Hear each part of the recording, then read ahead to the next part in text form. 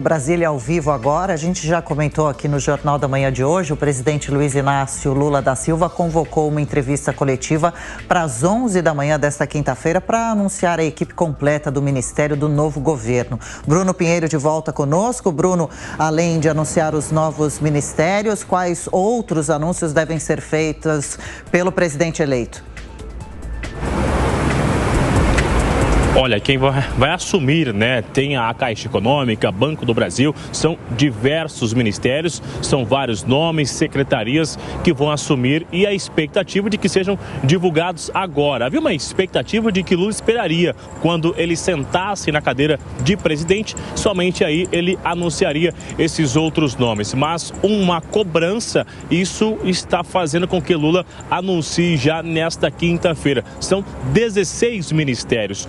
Ontem a Jovem Pan contou aqui com exclusividade em primeira mão, após uma reunião, Gilberto Kassab em tom de cobrança e de ameaça, até de se tornar oposição, ele conseguiu mais uma vaga no governo Lula, o que seria somente uma vaga no Senado e outra na Câmara dos Deputados. Então seria ocupado no Senado já com o Ministério da Agricultura com o Carlos Fávaro e uma outra vaga na Câmara dos Deputados. Gilberto Kassab se incomodou com essa configuração do MDB, Simone Tebet e outras duas vagas. Então uma reunião, uma cobrança já durante a noite fez com que ao amanhecer do dia, uma nova reunião, e ficou acertado que o PSD de Gilberto Kassab vai conseguir uma terceira vaga. Então, o MDB e o PSD, eles estarão na mesma configuração de vagas no governo Lula. Esses nomes serão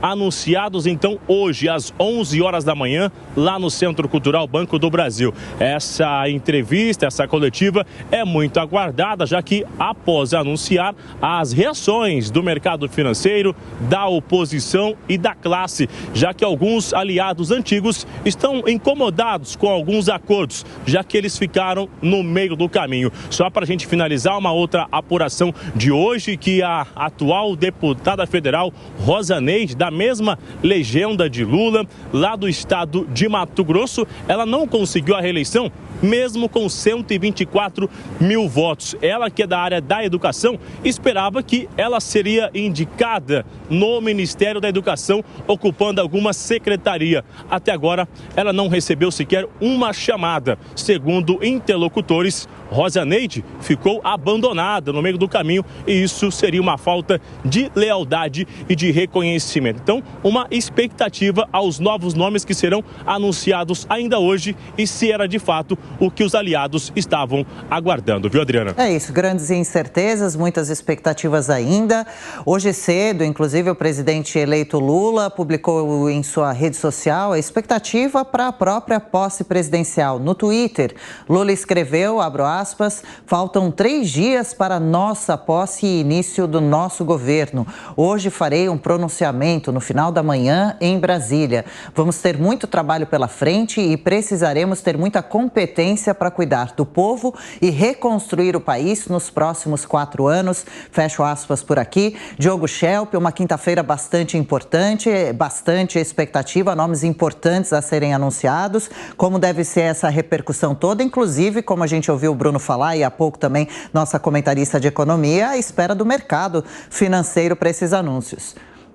Sim, exatamente, Foi uma longa negociação, daí a demora também em terminar de anunciar todos os nomes para esse gabinete ministerial, que vai ter aí 37 pastas, um recorde, um número bastante superior ao que a gente viu ao longo do governo Bolsonaro. Foi necessário acomodar aí os indicados dos partidos que virão a compor a base aliada do governo no Congresso Nacional, já que Lula buscava aí justamente essa governabilidade que ele não teria apenas com os votos dos deputados de esquerda, os deputados dos partidos que apoiaram o PT já desde o primeiro turno. Então, nessa composição, MDB, PSD de Kassab e União Brasil terão aí aparentemente três ministérios cada um. O PDT vai ganhar também um ministério, provavelmente Marina Silva, então, no meio ambiente. E o que, obviamente, se discute é a importância que terá esse apoio desses partidos, né? Daí a possibilidade, a capacidade desses partidos de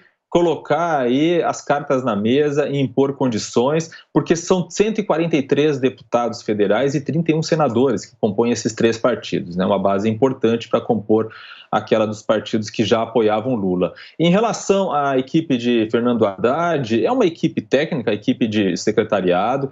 Há um grande desafio aí, que é o trabalho conjunto que Fernando Haddad terá que ter com a Simone Tebet, que provavelmente irá para o Ministério do Planejamento, já que são 2 ministérios que trabalham em conjunto, né, um desmembramento do atual Ministério da Economia, mas Fernando Haddad com uma visão mais desenvolvimentista da economia e Simone Tebet com uma visão mais liberal. Então há aí a preocupação de que haja uma bateção de cabeça, digamos assim, uma certa tensão entre visões diferentes da economia, mas isso já ocorreu no passado, já houve no passado, então, ministros com perfis diferentes nessas 2 pastas, e não necessariamente é algo ruim, pode até trazer, então, uma boa sinalização para o mercado. É interessante também dizer que o Fernando Haddad diz que os primeiros 3 meses vão ser meses de arrumação, ou seja, desfazer algumas medidas que foram feitas no governo Bolsonaro. Por exemplo, desonerações, algumas benesses, segundo as palavras de Haddad, que foram concedidas,